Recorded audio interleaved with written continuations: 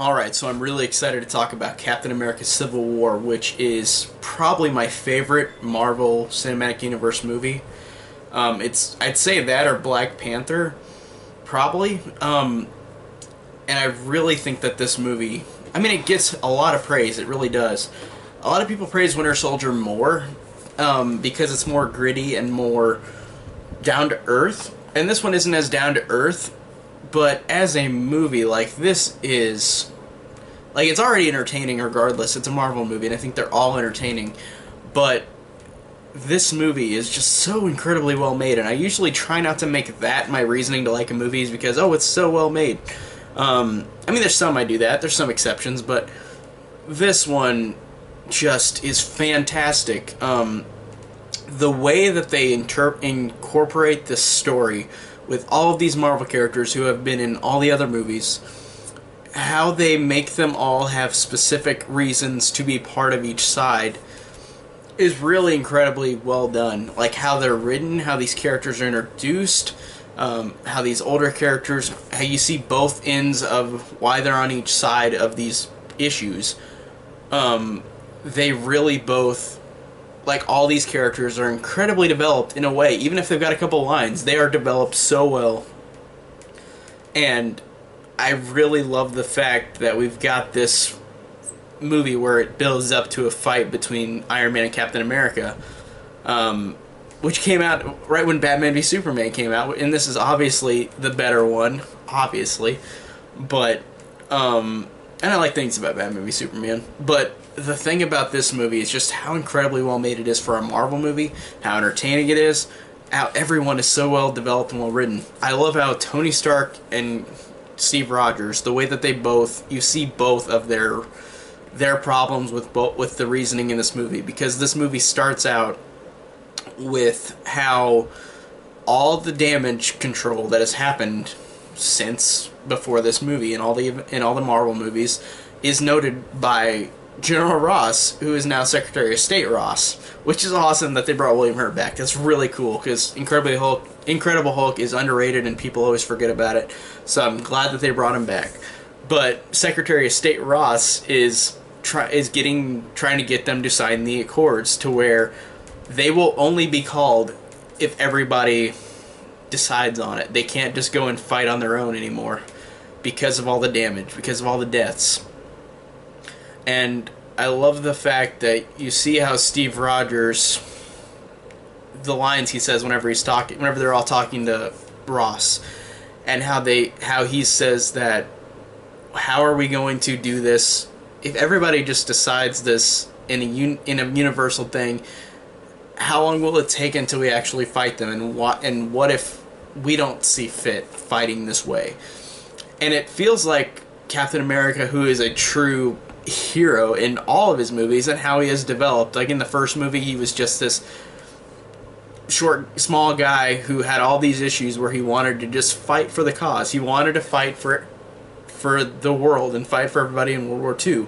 He wanted to save lives. He didn't like bullies. And how whenever he became that, he realized it was kind of not what it should have been, and then was frozen, and then brought into the Avengers and Captain America Civil War, or Captain America the Winter Soldier, where in both of those movies he is seeing how different it is to be in this current time, and really does not agree with it, with Nick Fury and everything that Nick Fury didn't tell him, and with how all of these villains are, it shows that he is not trying, he's wanting to be something where he wants to do the right thing, but everybody's communication is different in this timeline. Like in this time frame where he lives now, everything is interpreted differently, and he does not agree with it for the most part.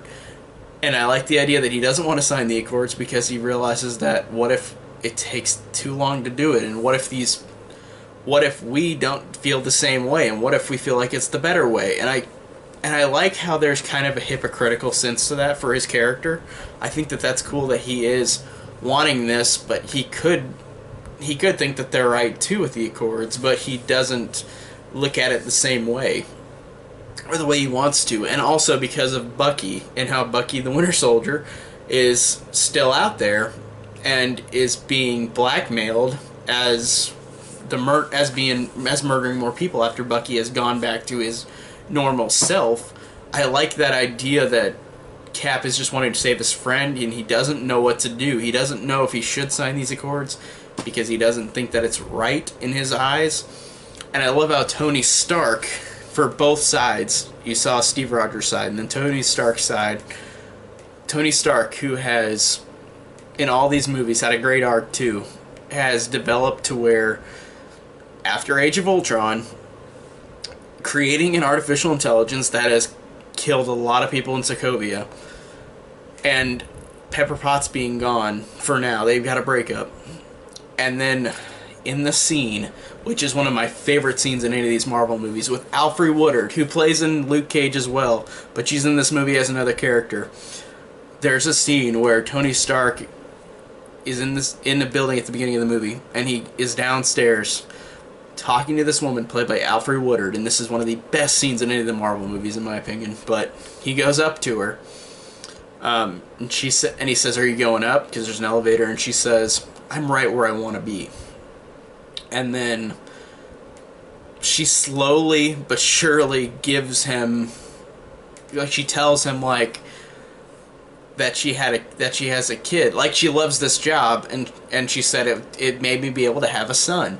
My son went to Sokovia for like doing stuff after school.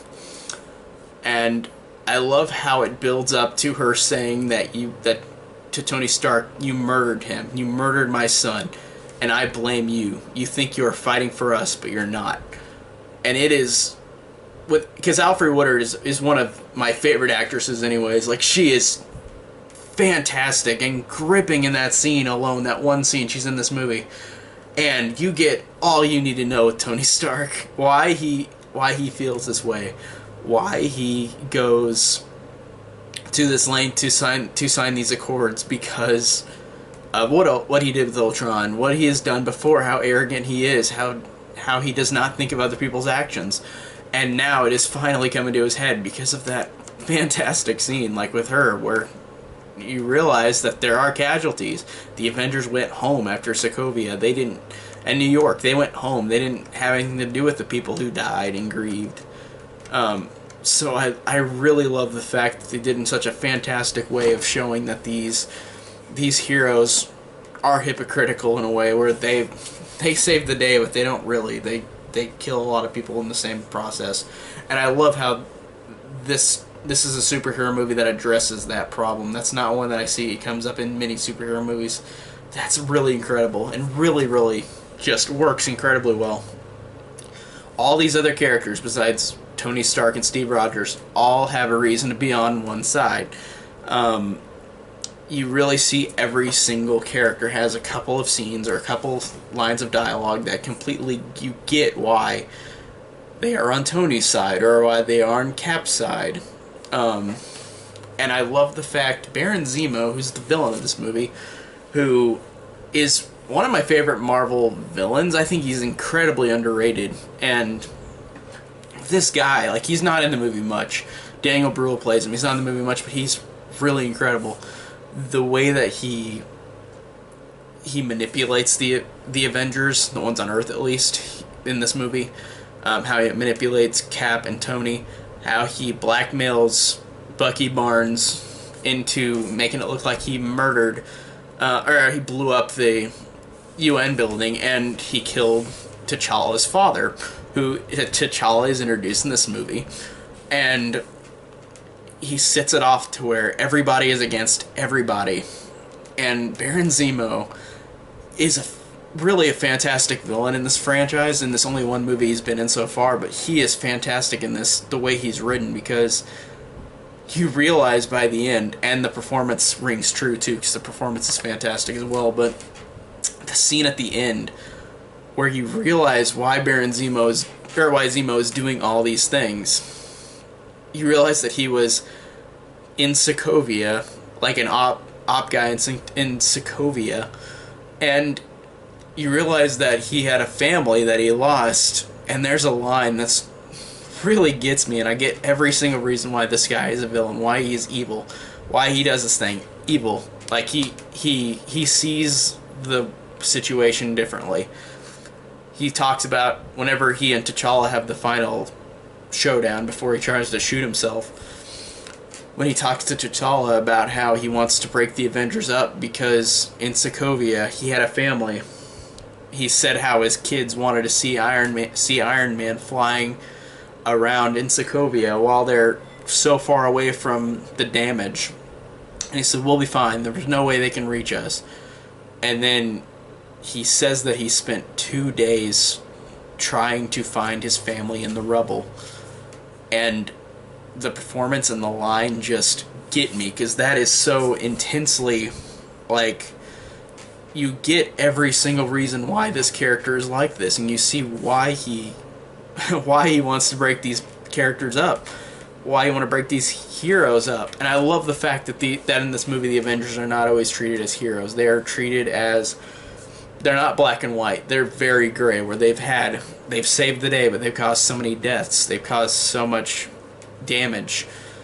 And I love the fact that we got a villain that takes revenge on them for that. And I think that just the performance and the writing for him just really get me so much. He's a fantastic villain. I love how he's still alive too. I'm curious to if he'll show up in Infinity War or anything else, but I love the ending scene with him where he talks to Martin Freeman's character and how he's trapped in that box. And Martin Freeman's character, I forget his name, but he's talking to him at the end and says, so he took all this time doing this and realizing that you failed in trying to break the Avengers apart. And then he has this most evil way of saying this, but then Zemo just said, did it actually cause them to not break up apart from each other? Because they both, like, he caused a rift in both of their relationships between Tony Stark and Captain America. I mean, yeah. And then it just really, it's so cool that villain just, like, he haunts me. The way that he is, and his backstory and how tragic and sad it is. And I love how it is interpreted from the way of seeing in Avengers Age of Ultron how we saved everybody, but then you see how much true devastation there is after that movie. That really is a great way to have this villain, and this villain was fantastic. One of the best villains, I think, in the Marvel movies so far. He's incredible. Just really, really great. So the heroes are great. The villains are great. And they're both black and white, you know, but I love how everybody's interpreted black and white too. They're not just copy good or copy evil. They're both. And I think that's incredible that this movie, again, does that. Like I said, you see the side of everybody on the hero side, where they are, whether they're going to sign the cords or not.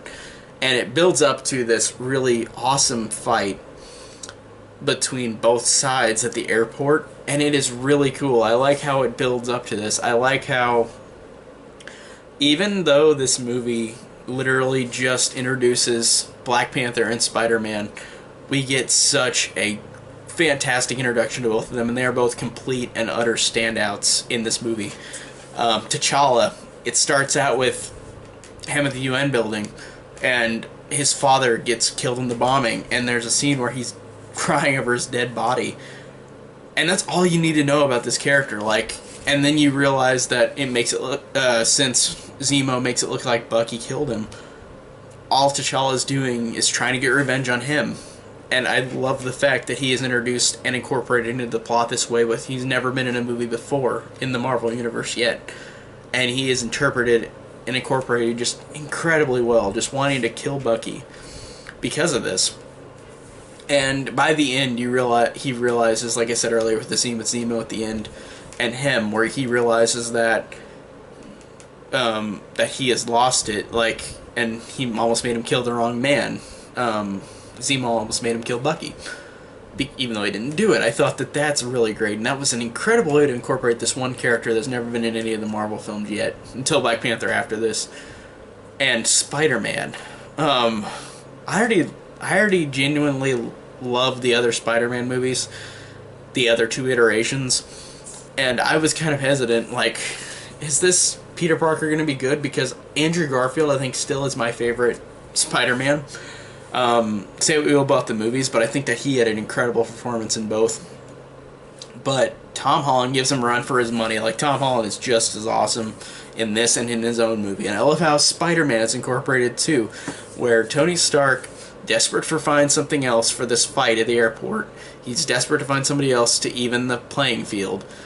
So he finds this kid, Peter Parker, and takes him with him. And the way that Peter Parker is interpreted in this movie is awesome. He's this happy-go-lucky kid, 14 or 15-year-old kid who wants to just, like, is so excited to meet Tony Stark, excited to meet this person who's so famous and has done all these good things. And I love how their relationship is awesome, even though it's in a couple scenes. But like Black Panther, Spider-Man is incorporated so well, and he has such great chemistry with all the other characters that it feels like he's been in all these other movies already, and he's only been in one so far. And it really, Tom Holland was amazing in this movie, and he had such, like, Andrew Garfield started to do the quips at the end of the Amazing Spider-Man movies, like in the second one he did. But this one, Spider-Man is all quippy and all supposed to be more of the comic counterpart, I think people think. And I think that Tom Holland was just awesome in this movie. And like I said, how they incorporated him was great. Just both him and Black Panther are absolute standouts. And like I said, the airport scene, building up to that is awesome, where they all fight. They all aren't trying to kill each other completely. They're just trying to knock each other out of submission because most of them have had such a relationship with each other. They couldn't just go and kill each other. And they even point that out in Spider-Man Homecoming about how whenever Peter's talking to Tony Stark in Spider-Man Homecoming, he says, you didn't, like, he wanted us to fight something else, but then Peter said, oh, you let me fight Captain America in Civil War. And Tony said, no, Cap wasn't serious. He would have laid it on you if he really was serious. And I like the fact that this fight isn't supposed to be them killing each other. They're just trying to kick each other's ass in a way, but they're doing it just because they're kind of angry at each other, but they don't want to kill each other because of all the relationships that they've had before and the developments all these characters have had. And I think that it works really well, just as one of the coolest fight scenes in this movie and in the MCU movies in the airport. I love how it keeps getting bigger and better with all these characters fighting. I love how we get Ant-Man again. How, again, another person they were desperate to get, they pulled in Scott Lang, too, and brought him into the fight.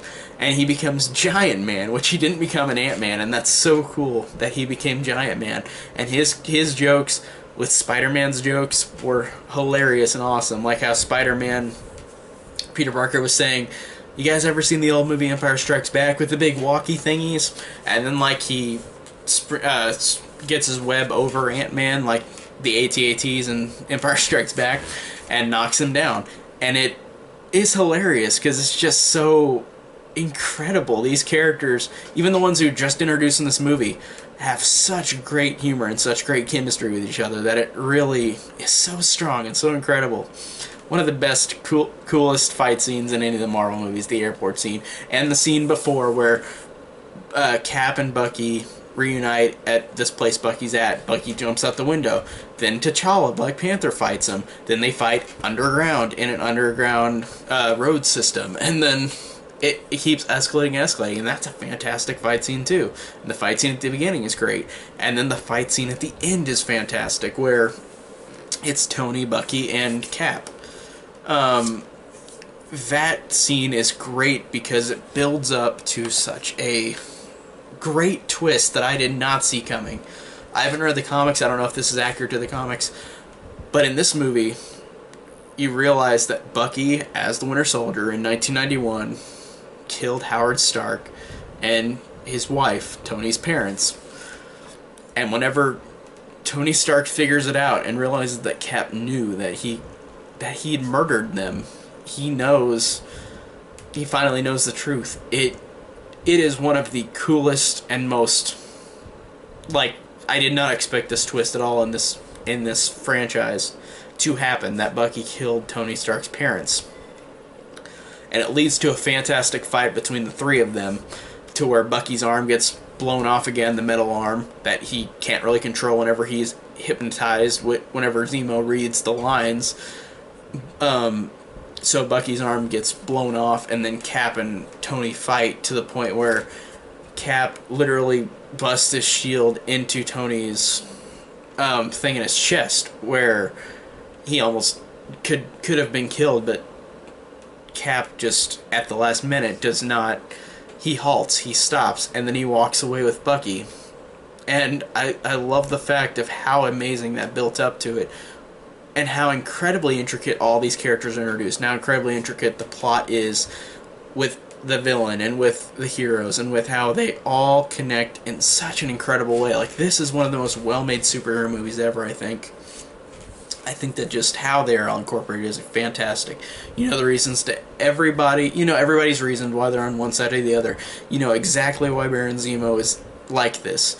You know exactly why these two new characters, Black Panther and Spider-Man, are introduced and are incorporated so well, like they've already been in this franchise already.